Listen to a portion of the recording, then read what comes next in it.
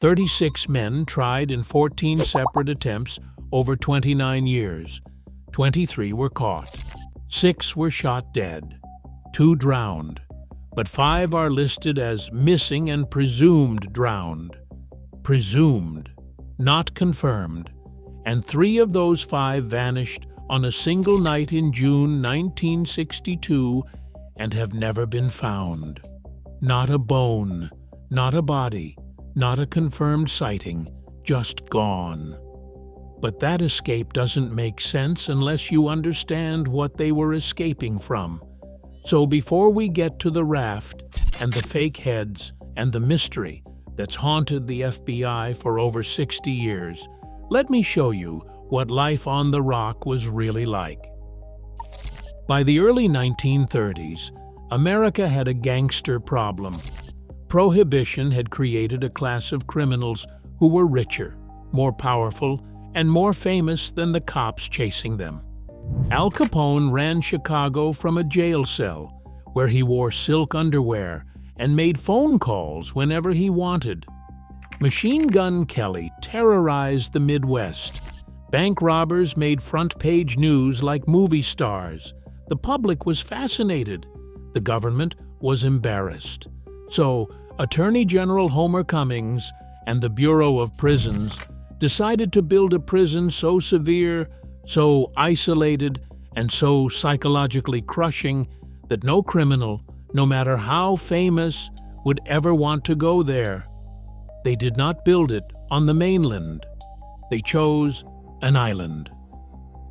Alcatraz sits 1.25 miles off the coast of San Francisco in the middle of the bay. The water temperature averages 50 to 55 degrees Fahrenheit, cold enough to incapacitate a swimmer in minutes. The currents are brutal, running from 4.5 to 9 knots, depending on the tides. The island itself is 22 acres of solid rock. No trees, no vegetation, no cover. From every cell window on the south side, inmates could see the city of San Francisco, the lights, the traffic, the Golden Gate Bridge, freedom, just close enough to drive you insane. That was the point. The first warden, James Johnston, designed a system built on one principle: total control. Inmates had exactly 4 rights: food, clothing, shelter, medical care. Everything else, work assignments, library access, recreational time, family visits, had to be earned through obedience and hard work. For the first several years, talking was forbidden. Not limited, not restricted, forbidden. You could not speak during meals, in the corridors, or in your cell. The only places you were allowed to talk were the workshop and the recreation yard on Saturday afternoons and Sunday mornings. Inmates who broke the silence rule were thrown into D Block, the segregation unit. And if D Block was not enough, there was the hole. And the hole was exactly what it sounds like. They were cells 9 through 14 at the end of D Block. A solid steel outer door sealed out every trace of light. No mattress during the day. Cold water only. 2 showers per week. Meals were pushed through a slot in the door. Henri Young, an inmate who spent months inside, later testified in open court. In the entire 13 days I was there, I got 2 meals. I saw one man get a bath. They threw a bucket of cold water over him. The standard cells in B Block and C Block were 5 feet by 9 feet and 7 feet high. A cot, a cold water sink, a toilet with no seat. You could extend your arms and touch both walls simultaneously. 336 cells, all of them identical. Armed guards patrolled multi-level gun galleries enclosed in bars and mesh at either end of the cell house, with a clear shot at every point on the block. The daily routine was a masterpiece of monotony. 6:30 in the morning, the wake-up whistle. 6:50, the head count. 6:55, breakfast in the mess hall, beneath a clock inmates were not allowed to own. By 7:20, you were at your assigned job, including laundry, the tailor shop, the furniture factory, dock detail, or the industries building where inmates made rubber mats, shoes, and gloves for the military. Dinner by 4:30. Locked in your cell by 4:50. Lights out at 9 o'clock. Between lockup and lights out, you could read. You could practice a musical instrument, but you could not speak to another human being every single day for years. The only break came on weekends when inmates were allowed into the recreation yard to play baseball and chess. That yard, with its view of the bay and the city skyline, was the only place on the entire island where you could have a normal conversation. Al Capone arrived at Alcatraz in August 1934 as inmate AZ-85. At his previous prison in Atlanta, he had bribed guards for a private cell with a radio, a typewriter, and silk underwear. At Alcatraz, Warden Johnston met every new arrival personally. When Capone stepped forward and tried to ask questions on behalf of the group, playing the boss as usual, Johnston gave him his prison number and told him to get back in line. No special treatment, no negotiation.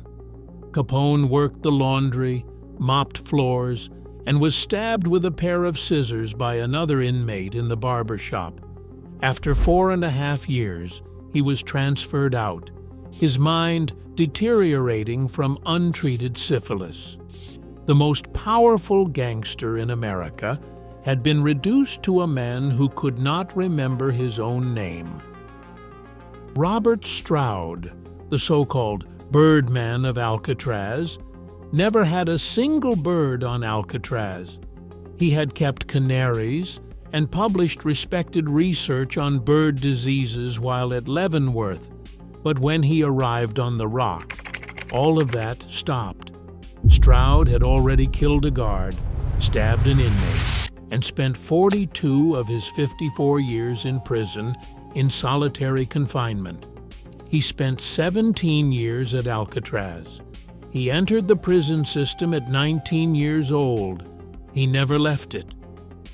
But even Alcatraz couldn't stop men from trying. Eventually, trying turned into fighting.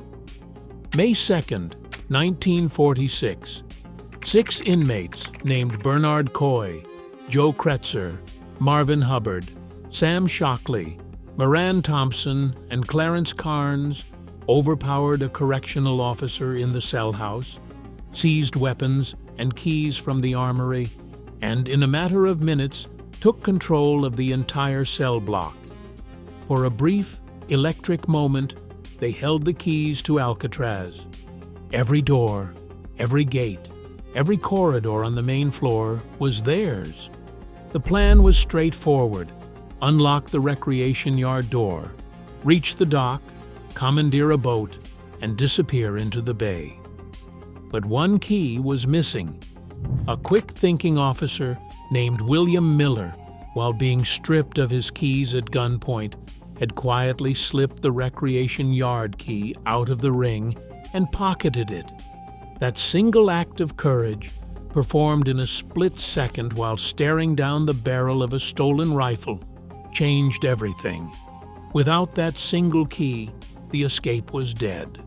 But 6 armed men with nothing to lose decided they weren't going back to their cells. When the inmates realized they were trapped, they made a choice: fight. They held Miller and another officer hostage. Urged on by Shockley and Thompson, Kretzer shot both hostages at point-blank range. Officer William Miller died from his wounds. Officer Harold Stites was killed trying to retake the cell house. The Bureau of Prisons called in the United States Marines. For 2 full days, Marines bombarded the cell house with grenades and rifle fire, while San Francisco civilians gathered on the waterfront to watch smoke rise from the island. It wasn't a prison escape anymore. It was a war. When it was over, Coy, Kretzer, and Hubbard were found dead in a utility corridor. Shockley and Thompson were tried, convicted, and executed in the gas chamber at San Quentin. Clarence Carnes, who was only 18 years old at the time, was the sole survivor among the six. He received an additional 99-year sentence. 2 officers dead, 3 inmates dead, 2 executed, 1 teenager sentenced to die behind bars. That was the cost of trying to leave the rock by force. But 16 years later, 3 men would try something different. They would not fight their way out. They would think their way out. Frank Morris had an IQ reported above 133 and had been cycling through prisons since he was 13 years old. Brothers John and Clarence Anglin had attempted escapes from other federal facilities. A 4th man, Alan West, joined the conspiracy. For months, they studied the building with the precision of architects. They noticed something critical. Behind the back wall of their cells in B Block ran a utility corridor, and the ventilation grates in each cell were set into aging, deteriorating concrete. The grates were barely 8 by 10 inches, but if you could widen them just enough, a man could squeeze through. Using spoons stolen from the mess hall, they began digging, night after night, hours of silent chipping at the concrete around the ventilation grates. To cover the sound, one of them played an accordion during the evening music hour. To hide the growing holes, they crafted false wall sections from cardboard and paint, matched perfectly to the surrounding surface. They worked for months without detection. Behind the wall, they discovered the utility corridor led upward to the roof of the cell block. On top of the block, concealed from the guards below by bedsheets hung as curtains, they assembled their escape equipment, an inflatable raft made from over 50 stolen raincoats, carefully glued and stitched together, life vests from the same material, wooden paddles, and in what might be the most famous detail in American prison history, they sculpted dummy heads from a homemade mixture of soap, toilet paper, and concrete dust, painted them with flesh-colored pigment, and topped them with real human hair stolen from the barber shop. Each head was placed on a pillow inside their cell to fool the guards during nighttime head counts. And on the night of June 11, 1962, they went. At lights out, Frank Morris and the Anglin brothers squeezed through the widened vents into the utility corridor. Alan West could not make it. He had cemented his false wall panel too firmly into place, and it would not budge. He chipped at it desperately, but by the time he broke through, his partners were gone. The corridor was empty. West climbed to the roof alone, looked out across the bay, and saw nothing. He went back to his cell. He would spend the rest of the investigation cooperating with the FBI, providing every detail of the plan, becoming the primary source for everything we know about what happened that night. Morris and the Anglins climbed through the corridor to the roof of the cell block, a 50-foot climb up plumbing and utility pipes in total darkness. They crossed the rooftop, slid down a kitchen ventilation shaft to the ground, sprinted across the open yard in the shadow of the guard towers, reached the northeast shore of the island, and inflated their raincoat raft at the water's edge. At approximately 10 p.m., they pushed off into San Francisco Bay. The water temperature that night was roughly 54 degrees. The current was running hard. The fog was thick enough to swallow a man 10 feet from shore. They paddled into it and disappeared. The next morning, at 7:18 a.m. during the routine head count, a guard reached into Frank Morris's cell to wake him. and the head rolled off the pillow. The cells were empty. Alcatraz went into immediate lockdown. The Coast Guard launched boats, the FBI deployed agents, and helicopters swept the bay. One of the largest manhunts in American history was underway before most of San Francisco had finished breakfast. The FBI's official conclusion is that they drowned. The water was too cold, the currents too powerful, the distance too far for men who had not eaten properly or exercised freely in years. But here is the thing. No bodies were ever recovered. Not one. A deflated raft was found on nearby Angel Island. Paddle fragments were recovered. A sealed waterproof bag containing photographs and personal documents belonging to the Anglins was discovered on the shoreline. But no remains. Over the decades, reported sightings trickled in from Brazil, from rural Georgia, and from cities across America. In 2013, a letter allegedly written by John Anglin surfaced, claiming he and his brother had survived and lived under false names. The letter reportedly said he was 83 years old and in bad health, and that he had cancer. The FBI investigated. They neither confirmed nor denied the letter's authenticity. After 17 years of active pursuit, the FBI closed its case in 1979. But the United States Marshal Service has kept it open ever since. To this day, Frank Morris and John and Clarence Anglin are officially listed as missing.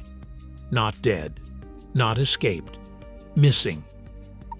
9 months after that escape, on March 21st, 1963, Alcatraz closed. It did not close because 3 men escaped. It closed because the building was falling apart. Salt water had been corroding the concrete and steel since the day the prison opened in 1934. The Bureau of Prisons estimated it would cost $3 to $5 million just to keep the facility standing, over $50 million in today's dollars. Running Alcatraz costs 3 times more than any other federal prison in the country. Everything, including food, water, fuel, and building supplies, had to be shipped in by boat. Attorney General Robert Kennedy signed the closure order. The remaining inmates were transferred out. The rock went dark. But the island wasn't done making history. In 1969, a group of Native American activists, led by Mohawk tribal leader Richard Oakes, occupied Alcatraz Island for 19 months. At its peak, over 400 people lived on the island, claiming it under the Treaty of Fort Laramie. The occupation became a landmark moment in the American Indian Civil Rights Movement and changed federal policy toward native sovereignty. After the activists eventually departed, the National Park Service took over. Today, Alcatraz Island welcomes 1.4 million visitors a year. Tourists walk the same corridors where Al Capone mopped floors and Frank Morris carved through concrete with a stolen spoon. When Trump proposed reopening Alcatraz in May 2025, prison experts pointed out what should be obvious. The building is a ruin. The cells are crumbling. The plumbing is destroyed. The electrical system is gone. Salt water has been eating the concrete for 90 years. It would cost hundreds of millions just to make it habitable, let alone secure. But here is why the proposal made headlines anyway. Not because it was practical, but because Alcatraz still means something. 62 years after its last inmate walked off the island, the name still carries weight. It is America's monument to the belief that some people are too dangerous to live among the rest of us. And that belief, apparently, never goes out of style. 36 men tried to leave Alcatraz. 23 were dragged back. 6 were shot dead, 2 drowned, 2 were executed, and 3 just vanished. Frank Morris was last seen on the night of June 11, 1962, paddling a raincoat raft into the San Francisco fog. He was 36 years old. He would be 98 today. The FBI says he is dead. The U.S. Marshals are not so sure. And the Rock, the prison that was supposed to end all arguments, left us with the biggest one of all. Did they make it? If this story had you on the edge of your seat, hit subscribe and turn on notifications. We go deep on stories like this every single week. Drop a comment and tell us, do you think Morris and the Anglins made it to shore? Or did the Bay take them? We'll see you in the next one.